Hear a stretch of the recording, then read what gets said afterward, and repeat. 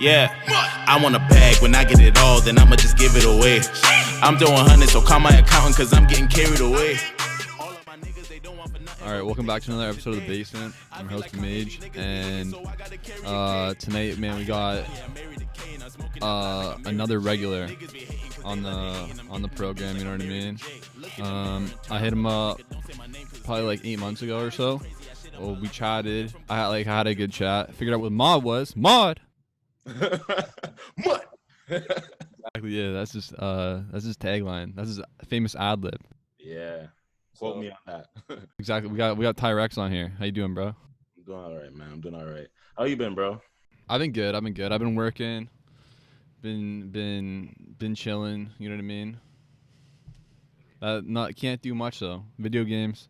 Yeah, I feel you. I've actually been checking out your interviews. Like, I'm subscribed and stuff. I get I'm a podcast listener and I get the notification. Oh, you get the notification.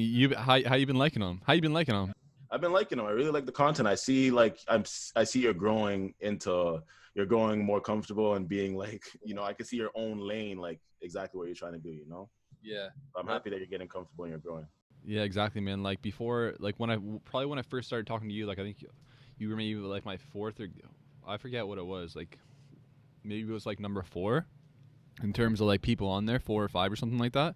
But bro, like I was so like I'd be nervous coming on here before. I'd be like, you know what I mean? I'd be overthinking shit. I'd be like, okay, how am I gonna start it off? I'd be tripping. A lot of times I'm like, yo, you asked some good questions here. Like I checked out your Trench Baby Easter one. Like, yeah. I appreciated that interview. Like, you gave him a little shorter one, but like, him grinding at that age, I think that's impressive. And you giving him the opportunity to get like a platform like that, that's dope. Yeah. Well, I listened to his what song was it that I thought was really good? It was like I did it for the hood. Yeah, for the hood. Yeah. That's what it is, for the hood. Yeah, I saw that, and like he was like mad young, so I was like, okay, true. Like it's not bad. The funny thing about him is that I met him through I used to work at Kiwanis Boys and Girls Club as like one of the supervisors, and like he was one of the younger kids there. Oh shit, no way. Yeah, I ran like a summer camp there, and I seen him from there. And like, when I seen him start rapping, I'm like, oh shit, like that's crazy. Cause like I didn't even take in how much he's grown up. Cause like he wasn't in high school or nothing. I don't even know if he was in middle school when he was in like, when I was in Kiwanis. That's crazy. The only thing about that is I wish his camera I should have told him, but his camera is like upwards. Like I'm staring at his forehead. You know what I mean? That was the only thing, but he's growing. Exactly. So like, I'm going to start it off with like, what we were talking about just a minute ago. I talked to you 7 months ago or so. Like, what do you think you've improved on, or worked on the most, since the last time I talked to you? Overall, I just think that like I've stepped up in my overall production when it comes to like, I feel like I could run a media company right now. Like aside from myself, like I could like mix and master. I'm starting to get into videos like similar. We shot that ourselves. Me and my girl, we shot that. Really, eh? Yeah, my girl shot it on the camera and I did the editing, right? Stand up. Yeah, I want $1 million to place. Me and my niggas hit similar licks, cause we got some similar tastes. I wanna fuck up the place. I wanna rollie, but not for the time, cause I wanna fuck up the face. Woo! Yeah. Damn. Okay. Yeah, I'm starting to produce more and I'm getting more into my producer bag. So I'm just feeling like overall in the whole putting myself together as like not relying on anyone. And on top of that, like just getting my own original sound more down packed. I feel like that's where I've improved most. Cause like you gave me some advice last time and you told me about like, maybe I should like make these mixtapes and like give them their own themes and like, try to like stay themed with the mixtapes and whatnot. And that's what made me want to do Planetary Devastation EP, because like I'm just like, yo, I feel like all these tracks are all original beats, and I feel like they're all hype, they're all hard shit that I feel like is in the same lane that in a compilation people will fuck with. Like I really fuck with that too, because like, man, I always say this, like people that can do everything, it's just like it's good in a business sense, right? Like in case like you want to like hire someone to do something, but then you kind of know the ins and outs of it yourself. It's just like they can't really like fuck you over, you know what I mean? So lots of people be talking out their ass 24/7, and it's crazy because like you could catch them if you know what you're talking about. Exactly, yeah. In charge of the conversation is the person who asks the most questions. So if I'll be asking someone a lot of questions, especially with these scammers. Like lots of people try to scam you and like not necessarily scam, but they're not giving you what like, you know, what you're worth, or what their product is worth, you know. And you have to, I feel like you need to ask more questions, and people are scared to ask questions because people are going to get offended. But nah, if you're spending money, ask questions. You have the right to ask as much questions as you want. So the project rollout, the EP rollout, right? You start with similar, right? Was it the or start with was it the coffin challenge you put out on your Instagram before you put similar out? I put similar out first. Okay, you put similar out first. Okay, so you previewed a couple clips on your Instagram, right? I'm like, this guy's like, it's like a menacing like track, you know what I mean? Like Tyrex just like he's about it right now, you know what I mean? He wants it. It's a dark track. I feel like that track like has some dark vibes. Yeah, it is, yeah, it is for sure. That's But on brand for me though. I like that brand. no, it's hype. I like it too. But like, why did you want to go that route? Like for the first kind of for the single off the EP, I guess. Because when I made that, it wasn't an EP yet. The EP did not exist. Yeah. It started with the music. It started with the music video, and the EP was like, I just had songs. Like I have so many songs just like in the vault, and I decided to like, you know, put together the ones with original beats that I felt like I was confident in. And like Similar, I like the reception from Similar, and also like the vibe from when I got the whole beat and everything, like, you know. So I just felt like, Okay, where'd you get the beat from? my boy LaVinci. Like what happened was I was actually I was in the studio with my singer friend Adrian, and I forgot who else was there. I think Ryan may have been there. I'm not sure, but we were just chilling right here, right? Yeah. And like my boy was recording a cover. He was singing a song. He was recording a cover because he's a singer, and then the producer was just making a beat on the TV through the TV speakers, and like, you know, producers will just multitask anywhere and just make a beat, right? Yeah. And he made the beat, and then he just like left it on my laptop, and he said like, hey, you could use it if you want, whatever. He just made it on the spot. I didn't really listen to it yet. And then like I was alone, and I was just like this, like the mic was down here like this too. I wasn't even standing up, and I just was like, just started rapping. And like honestly, it was the feel of the beat that kind of led the energy for even wanting the visuals, because as soon as I heard it, I saw it. And as soon as I like, you know, as soon as I heard the beat, it's like I heard the words. So it's like I felt like it was just meant to be. So you said that you and your girl produced the music video too. Yeah, that was our first time doing that. And like I said, like that was solid. I was like, damn, like this guy got a professional videographer out there. It was Tyrex and his girl. That's jokes, bro. But that's awesome. How was it like? How was it learning that? Was it like difficult for you, or what? Difficult. Yeah. Definitely. It still is difficult, as I'm like, you know, I have some shit dropping, and I'm trying to build up the music videos, but I just have no knowledge, and I never went to school for anything, and I'm going off of straight YouTube tutorials and stuff, and that's the same way that I learned how to make beats and mix and master. So like, yeah, I just gotta like go off the head sometimes, and it's just trial and error. You just have to have the taste and the patience to be like, yo, I gotta correct this. I gotta try to do this because this is what I see other music videos looking like. And I feel like, you know, since then, I didn't have as much equipment as I'm like building up now. I didn't have I had the lens that came with the camera because I just got the camera, and like, you know. What camera do you use? It's a Sony A6000. Okay, because I'm looking at like investing in a camera too, but I'm just like, I've been asking people, I'm like, okay, what do you think? What would you recommend? But you like that camera, you fuck with it. So far, like every camera guy I talk to, they say it's a good camera, and when I use it, like I'm definitely satisfied with it. But I feel like the lens is such a big investment that's important, because I did end up getting a Sigma 1.4. Forgot exactly what it was called. But like, yeah, I got that lens, and it did change my life a bit, because I'm like, damn, I wish I shot similar with this. I wish I shot like other videos with this lens, because it's that much better. Okay. Yeah, I got to do some homework on that before I get that shit. That's what a lot of people are doing these days, though. Like, straight up YouTube, bro. The YouTube learning. Like, making beats, like 100%. And what it does is like it builds leverage for the independent artist. When a label comes to me and they want to offer me all of this, they're gonna say like, yeah, I spent for your album, we spent $50,000 on studio time. And I'm like, I know what it takes to make a song. And it's not gonna take $50,000 to make an album of that quality unless you're overpaying everybody because they know they're charging it to a label, right? So it's like, if I can do it by myself, like someone like Russ would do, he'll do it by himself, and that takes all the expenses out of the non-recoupable loan. Yo, I just watched a video of Brent Fayez a couple days ago, and like and it was a video with his manager, and his manager was like, he was just kind of like explaining like not his label deal, but just a label deal in general, and saying like how the record label would toss him maybe like $300,000 to record a studio album. Like, what do you think like costs that much to record? What were they offering? Well, I know the highest offer we got was kind of like a $250,000 advance, and it was like a $300,000 recording budget for album one.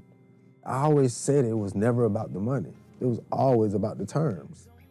I look at everything from 100% of a pie. So when people say, well, industry standard for a new artist is a 18% royalty, and they're gonna say 18% royalty is very high, and I'm thinking to myself, I'm like, 18% out of 100? What are you doing getting 82% on my music? You know what I mean? Like, that stuff just don't make no sense. I would say most of it would go into marketing. I would say that as time goes on, like recording is way cheaper than it used to be. Like, and with the plugins that we have and with the equipment that we have, recording is way cheaper. So the thing is that labels, everybody will overcharge the label. If I have a label, if I charge like $60 a song for recording, if a label calls me and says they want me to do that for the artist, that's automatically $120 because, like, you know, the label has the money, you know?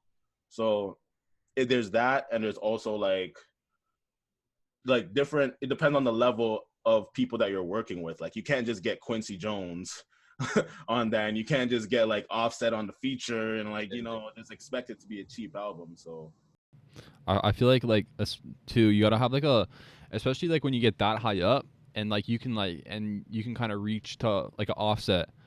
Like if you don't have a relationship with an artist like that, he'll lowball you like a small verse that's gonna last like 20 seconds. Like I've seen it. You know what I mean? He'll toss you like a 20-second verse and be like, okay, where's the money at? That's why like relationships are so huge too. But sometimes I feel like I feel like a little pay for features can work if you know that it's gonna translate into like, you know, their fans coming to you. And I feel like, hey, if you only gave them 20 seconds, but his fans will come to this song for that 20 seconds and they're more impressed with me than him, that's a win on me, you know? So, that's a good way to look at it too. Fuck yeah. So why do you think it was time for you to put out Planetary Devastation like now? It was, the end of the year was approaching, and I just felt like I didn't have like, I had music out, but I also end up removing a lot of music. Like Jurassic Park EP is not on there anymore. Amore is not on there anymore. Jurassic Park EP, that was my shit. I remember listening to that. I was like, damn, this is fire. I remember I told you that. Especially the mixing and mastering bothers me. When I get to a certain point and then I'm just like, I have to listen to my old songs, I'm like, this just doesn't sound good. And I'm not thinking about the old fans. I'm thinking necessarily about the new fans and their first impression hearing it. And like, when I'm listening to it as with my new ears and I'm judging myself harshly, like as a new fan who doesn't care who I am would judge me, I wasn't thoroughly impressed as I wanted to be. So I'm like, you know what, I'm gonna remove all the songs that I feel like I'm not 100% proud of, and I'm gonna stick with the songs that I'm like, I'm confident in. Because I looked in the numbers of the song I removed and I'm like, no one's really gonna miss it. Yeah, fair enough. Switch It Up was my favorite song off the project. I want a bitch at the entrance. She so bad I sent her to detention. I might have to give her a suspension. She dropped that on my dick and she pick it. She so nasty, she spitting, she lick it up. She know that I'm the boss, I'm the principal. If you cross me, it's all about the principle. I don't even like the flow. Let me switch it up. All black Benzes, 4K. Bro, I fucked with that, like switching up the flows and all that. I was just listening to that. Yeah. How did that come about? What was your like kind of like? Why did you want to make a song like that? Cause like in the song you said like switch up, and you switch up the flows and do all this shit. And I thought it was so organically, because I got the beat from my boy Cairo. I met Cairo from the Essays music video, right? Like when I did the Essays music video and I met the videographer and everything. Yeah, a producer that was rolling with those guys, North Vision and stuff, was Cairo, and like. He made some dope beats and like we chopped it up on spot. And when he sent me the beat pack, I picked out that beat and I was loving it, right? And then like I was kind of trying to structure together more of an organized, like, you know, verse, hook, verse type of song. Yeah. But then like I was freestyling and the flow just carried me, you know. I don't know. Something like that, a song with no structure like that, it just came about by me just recording as I go along and like not even really necessarily writing it down beforehand, planning this out. It's just like I went to a flow, I decided to switch it up, and I'm just like, ooh, that flow is hard, let me switch it up again. Because like when I started off with like kind of like my slow flow, when I'm pulling up, I want a bitch at the end, it's like, you know, I wanted to go with that, but I'm like, I feel like I could rap on this too. So I'm just like, all black Benzes, 4K lenses, like, you know, I have to like go a little hard on it. Then I'm like, ooh, let me go straight like Future mode on it. And I just wanted to start like, you know, singing and like when I'm pulling up. Yeah. That was my favorite song for sure off the project. But like, do you think the songs like turn out better for you at least when you kind of like just free flow like that, or like Depends on the type of song. yeah. Melodic wise, I'll make the best songs off of going off the top and just going with whatever my soul feels is the best. I'll go in that direction. But when it comes to like actually writing down bars or songs with subject matter and content, like a song like Dead Man Walking was definitely like, you know, written down before I even recorded anything, you know what I mean? Or Dead Man Talking, I keep on calling it. But yeah, those songs I need to be like, for my lyrical songs, I need to be in my bag, in my head. I like to look at the words, see what I could do with it. When I see the words visually, I could kind of see how I could flip it. I could see the other words that I could see in it that I could like help it. Like, you know, I'm a real MC lyricist at heart. So when I get into my melodic bag, I'll freestyle. When I'm trying to have substance, all right. Yeah, like, who were you listening to during the time? Or you know what? Let me ask you this: what was your favorite song off your EP? I would go with. Or does it change like every day? You know what I mean? You're switching it up. It depends on the mood. I feel like there is no favorite song because like everything depends on the mood. And like I love the similar extended version because I like the extended and the whole song was good. But I would have to go with either Switch It Up or Philanthropy. Because Philanthropy was just a banger. Like I just love the beat. It was just like a head banger, and I felt like it was the perfect second track because you're not skipping it. Once you get to the Usually that's how it is.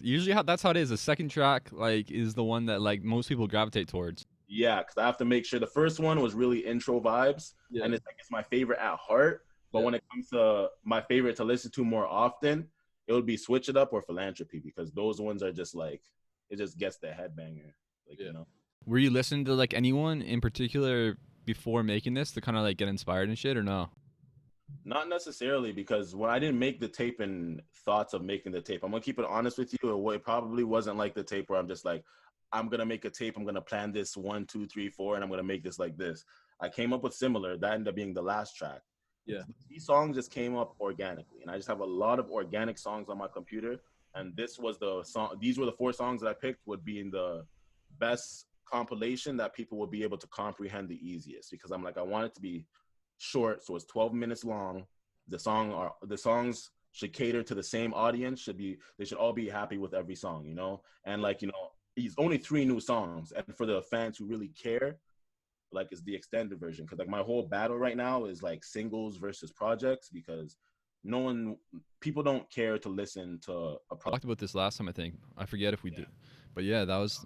Remember, I watched something at like a music conference, and that's what someone was saying.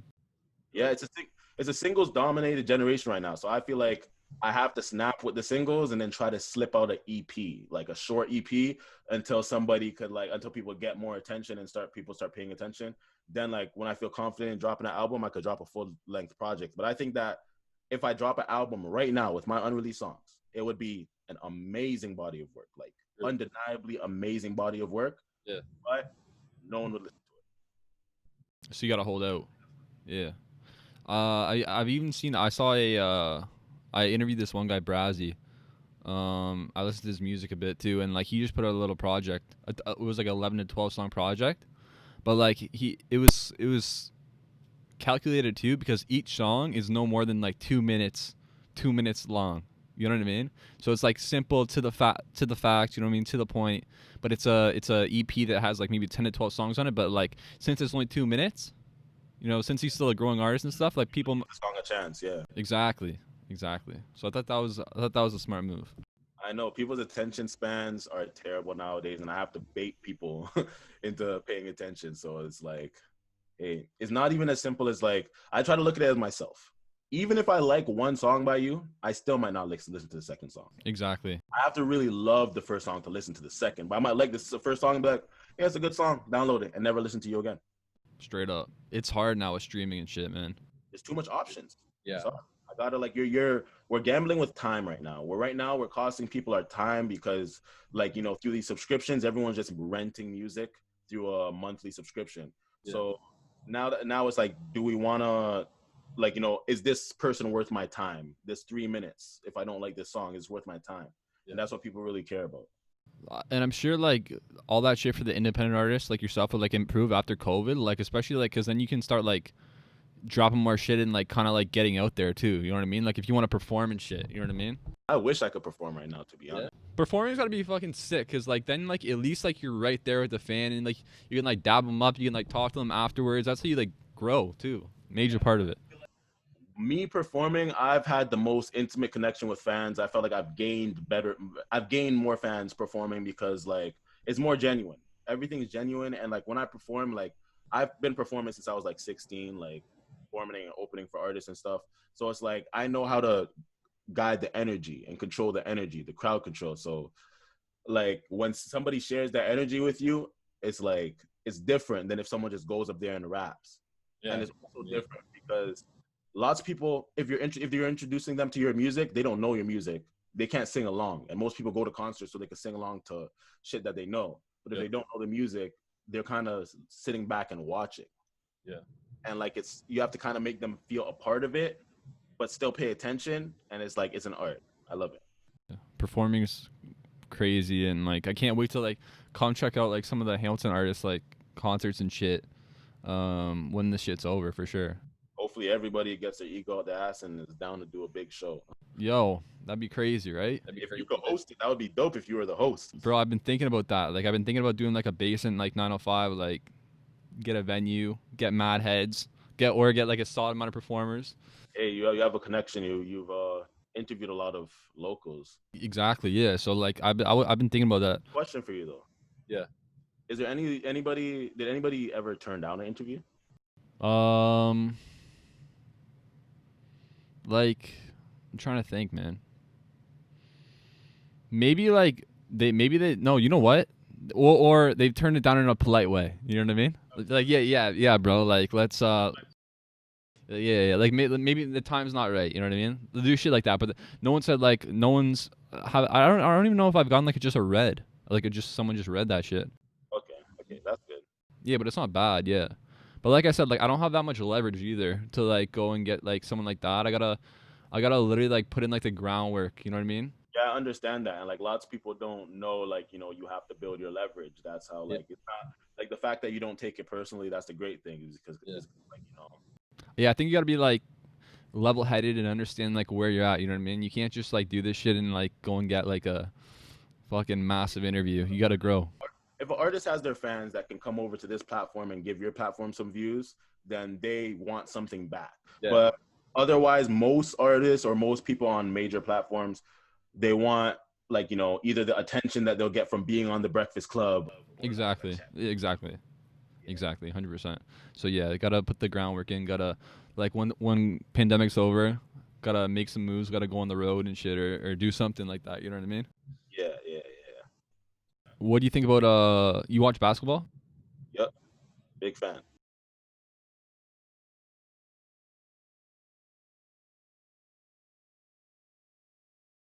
Yeah, I felt like, unpopular opinion, but I felt like Fred VanVleet should have won Finals MVP the year that we won.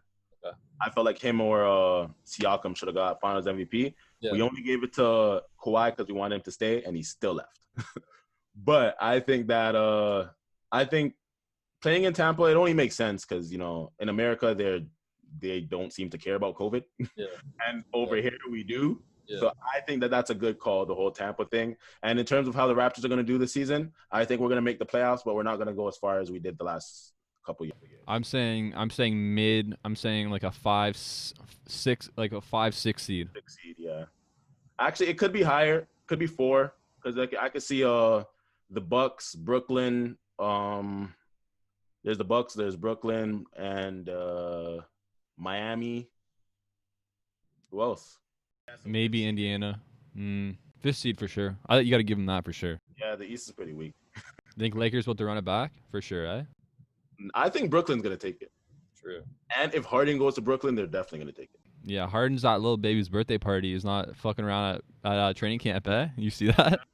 Like, Harden's my favorite player. And, like, I'm not even going to lie. I think that, like, I don't think that was the best move for him to do that. Like, professionally, yeah. I don't think professionally, it was like it was a horrible move, but he's just saying, like, I do not want to be here. I think that he should find a way to send a message without, like, being, like, stupid. Like, you don't have to. Yeah, like, exactly, yeah.